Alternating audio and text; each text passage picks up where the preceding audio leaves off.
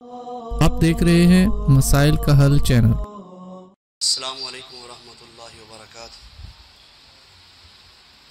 نحمدہ ونصلی علی رسولہ الکریم، اما بعد فاعوذ باللہ السمیع العلیم من الشیطان الرجیم، بسم اللہ الرحمن الرحیم۔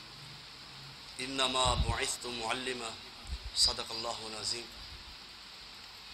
بڑا اہمی موضوع ہے، تو تمام ساتھی دل جمی سے تشریف رکھیں، اور مجھے امید ہے کہ جس محفل میں آپ بیٹھے ہیں اس محفل میں اللہ رب العزت کی رحمتیں برس رہی ہیں، اور جتنی دیر تک آپ بیٹھے رہیں گے آسمان کے فرشتے آپ کے لیے مغفرت کی دعائیں کرتے رہیں گے۔ یہ کوئی عام مجلس نہیں ہے، بڑی عظیم محفل ہے۔ جتنی دیر بھی آپ بیٹھیں گے آپ کو اجر ملتا رہے گا، علم بھی ملتا رہے گا۔ حضرات ذی وقار، آج کا دن ہر طرف سے سوشل میڈیا پر آپ دیکھ رہے ہوں گے کہ ٹیچر ڈے کے نام سے میسج آ رہے ہیں، اور میں سب سے پہلے یہ پیغام دینا چاہتا ہوں امت مسلمہ کو کہ ہم لوگوں نے یہ دن بنا لیے ہیں، یہ دن نہیں بنانے چاہیے، نہ ہی منانے چاہیے۔ کبھی فادر ڈے، کبھی مادر ڈے، کبھی فلاں ڈے، کبھی فلاں ڈے۔ کیا ایک دن ہوتا ہے ماں باپ کے احترام کے لیے؟ کیا والدین کا، اساتذہ کا احترام ایک دن ہوتا ہے؟ ایک دن ہماری محبت اجاگر ہوتی ہے، ایک دن ہمیں جوش آتا ہے، جذبہ آتا ہے، پھول بھی دیتے ہیں اساتذہ کو، والدین کا احترام صرف ایک دن بس، جبکہ پوری زندگی ان کا احترام، ان کا ادب، ان کا پیار۔ آج میں اس موقع پر پوری دنیا کے امام، پوری دنیا کے خطیب، پوری دنیا کے امام، پوری دنیا کے استاد، پوری دنیا کے معلم، پوری انسانیت کے معلم جناب محمد الرسول اللہ صلی اللہ علیہ وسلم کی سیرت پر خراج تحسین پیش کرتا ہوں۔ اور ایسے استاد تھے اور شاگرد بھی اللہ نے پھر ایسے عطا کیے کہ قیامت کی دیواروں تک ان کے چرچے ہوتے رہیں گے۔ حضرات، نبی علیہ السلام فرماتے ہیں انما بعثت معلما، مجھے معلم بنا کر بھیجا گیا، استاد بنا کر۔ آپ اس معاشرے میں آئے جو ایک اجڑ قسم کا معاشرہ تھا، جہاں پر کسی کا احترام نہیں تھا، جہاں کسی کی عزت نہیں تھی، جہاں بیٹیوں کو زندہ درگور کیا جاتا تھا، جہاں شرک کے اڈے تھے، جہاں کفر کا بسیرا تھا۔ میرے نبی صلی اللہ علیہ وسلم نے ایسے معاشرے کو تعلیم دی ہے، ایسے معاشرے کو سنوارا ہے۔ حضرات ذی وقار، میرے نبی کی تعلیم پھر آپ سنیں۔ سیدنا عباس رضی اللہ تعالی عنہ میرے نبی کے چچا ہیں۔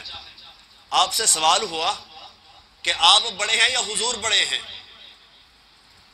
سیدنا عباس رضی اللہ تعالی عنہ فرماتے ہیں پیدا پہلے میں ہوا ہوں، مقام آپ کا بڑا ہے۔ پیدا پہلے میں ہوا ہوں، مقام حضور کا بڑا ہے۔ یہ تھی تعلیم، یہ تھا احترام اساتذہ کا، جبکہ آپ تو چچا تھے۔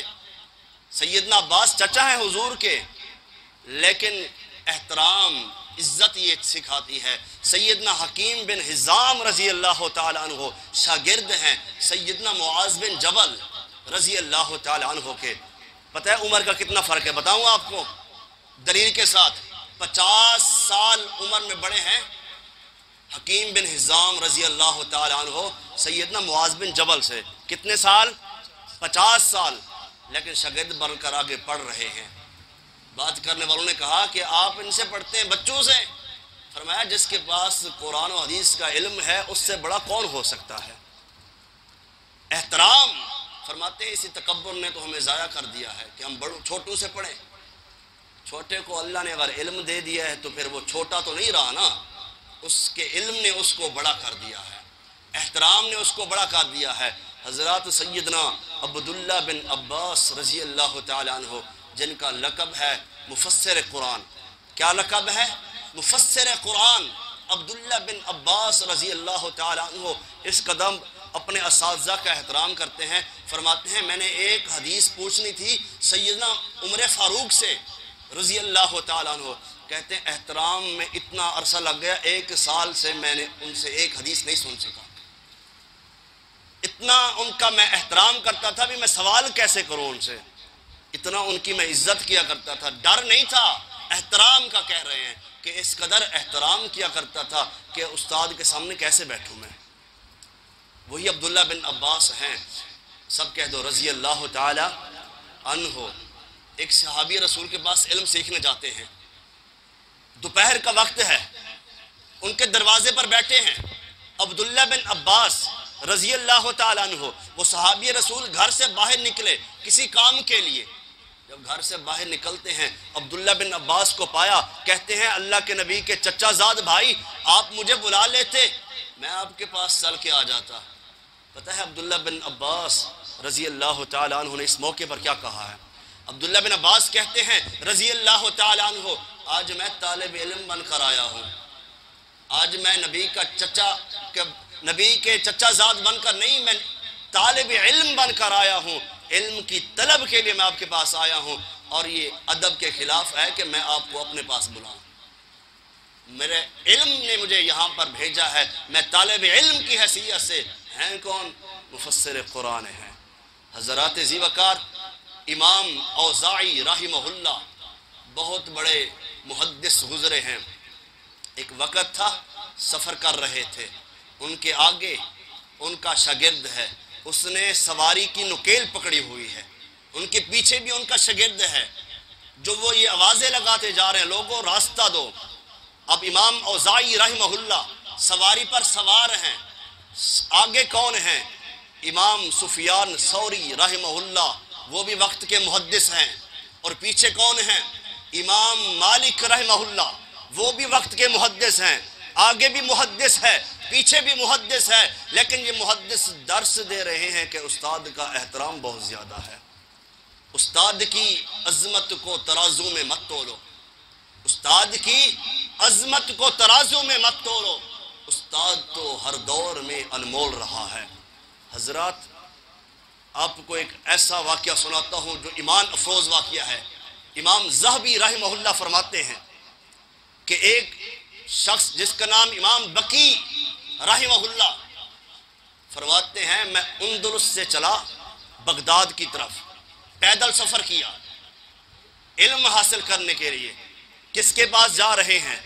وقت کے امام ہیں امام احمد ابن حنبل رحمہ اللہ، ان کے پاس جا رہے ہیں۔ اس وقت ان پر پابندی تھی کہ وہ تعلیم نہیں دے سکتے تھے، وقت کچھ ایسا تھا، وقت جب ان کے پاس پہنچے سامان رکھا، ملنے کے لیے جا رہے ہیں امام احمد ابن حنبل کو امام بقی رحمہ اللہ، ملاقات ہوئی، انہوں نے گھر میں بٹھایا، فرماتے ہیں کیسے آنا ہوا؟ کہتے ہیں صرف اس گھر سے آیا ہوں آپ سے کائنات کے امام جناب محمد الرسول اللہ صلی اللہ علیہ وسلم کے فرمان سیکھ سکوں، صرف اس نیت سے آیا ہوں اور کوئی غرض نہیں ہے۔ اتنا لمبا سفر میں نے پیدل کیا ہے، پیدل چل کے آیا ہوں صرف علم حدیث سیکھنے کے لیے۔ تو امام صاحب کہتے ہیں اب تو پابندی ہے، کیسے سیکھو گے؟ اللہ کی قسم امام بقی رحمہ اللہ نے جو جملے بولے ہیں، فرماتے ہیں کہ میں فقیر بن کر آؤں گا آپ کے دروازے پر اور نبی علیہ السلام کی حدیث کا علم سیکھوں گا، فقیر بن کر آؤں گا۔ فرماتے ہیں میں فقیر بن کر آپ کے دروازے پر دستک دوں گا، اور جب وہ پہنچتے تھے دروازے پر کہتے تھے اللہ کے بندے صدقہ دے دے تاکہ اسی وجہ سے اللہ آپ کو اجر دیتا رہے۔ فقیر بن کر علم حاصل کرنے آ رہے ہیں۔ تو پھر ایک وقت نے بتلایا امام احمد ابن حنبل جب ان پر پابندیاں ختم ہوئی تو ایک وقت آیا، اپنے شاگردوں میں بیٹھے تھے تو امام بقی رحمہ اللہ جب سامنے آئے تو امام احمد ابن حنبل رحمہ اللہ نے ان کو جگہ دی، اپنے ساتھ بٹھایا اور کہتے ہیں آپ نے اگر طالب علم دیکھنا ہے تو امام بقی کو دیکھ لیں رحمہ اللہ تعالی۔ حضرات یہ علم کی طلب تھی، ادب تھا، احترام تھا، جھکاؤ تھا۔ استاد ایک موم بتی کی مانند ہوتا ہے جو خود جل جاتا ہے لیکن روشنی دے دیتا ہے۔ حضرات ذی وقار امام شافعی شاگرد ہیں امام مالک رحمہ اللہ کے، شافعی شاگرد ہیں امام مالک کے۔ فرماتے ہیں استاد کا اتنا ہیبت ہوتی تھی، غصہ ہوتا تھا، ڈر اتنا ہوتا تھا، احترام اتنا ہوتا تھا، فرماتے ہیں میں ان کے سامنے بیٹھ کر ورقے کتاب کے پیج بھی میں آہستہ سے کرتا تھا تاکہ استاد کو تکلیف نہ ہو۔ تو پھر ان لوگوں نے احترام سیکھا، ادب سیکھا، آج وقت ان کو محدث بھی کہہ رہا ہے، آج وقت ان کو فقیہ بھی کہہ رہا ہے، آج وقت ان کو امام بھی کہہ رہا ہے۔ حضرات ذی وقار ارشاد الحق عصری حافظہ اللہ ابھی وہ حیات ہیں، آپ ان سے ملنا چاہیں تو مل سکتے ہیں۔ مولانا ارشاد الحق عصری صاحب حافظہ اللہ فرماتے ہیں ہم نے علم کم سیکھا ہے لیکن استادوں کی خدمت اس قدر کی ہے اور دعائیں اس قدر لی ہیں کہ اللہ نے ہمیں علم سے مالا مال کر دیا ہے۔